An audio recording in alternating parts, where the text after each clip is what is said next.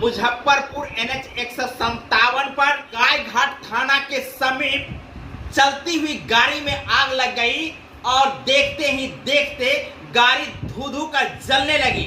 वहीं आपको बता दें कि ये घटना तब घटी जब गायघाट थाना के समीप एक चलती हुई गाड़ी आई और अचानक गाड़ी रुक गई और रुकने के बाद ही उस गाड़ी में बैठे लोग जैसे तैसे बाहर निकले और देखते ही देखते कार में लगी आग की लपटें चारों तरफ फैलने लगी। तो वहीं आपको बता दें कि इस घटना को लेकर NH 57 पर काफी भीड़ लग गई। तो वहीं आपको बता दें कि इस घटना को लेकर NH 57 पर गाड़ियों की लाइनें लग गई।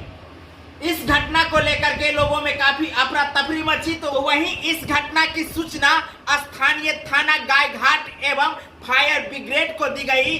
घटना स्थल पर गायघाट के थाना पदाधिकारी एवं फायर ब्रिगेड पहुंचे और किसी प्रकार से कार में लगी आग को बुझाने में कामयाब रहे। तो वहीं आपको बता दें कि इस कार में बैठे लोग किसी प्रकार से अपने जान को बचाए। इस प्रकार के घटना में जैसा कि आप जानते हैं कि चलती हुई कार हो या चलती हुई बसें हो, जब आग लग जाती है तो बहुत बड़ी खतरा होती है। लेकिन एक खतरा यहाँ टलती हुई दिखाई दी, जहाँ कार में बैठे लोग किसी प्रकार जान बचाने में कामयाब रहे। ये कार जब तक फायर ब्रिगेड द्वारा बुझाई जाती तब तक कार की अधिकांश भागे जल चुकी थी। जिस प्रकार की घटना मुजफ्फरपुर के NH 57 पर गायघाट थाना के समीप हुई है, इस घटना को लेकर लोगों में काफी अफरा तफरी मची। इस प्रकार की घटनाएं को लेकर के आप लोगों की क्या प्रतिक्रिया है, कमेंट करके जरूर बताएं।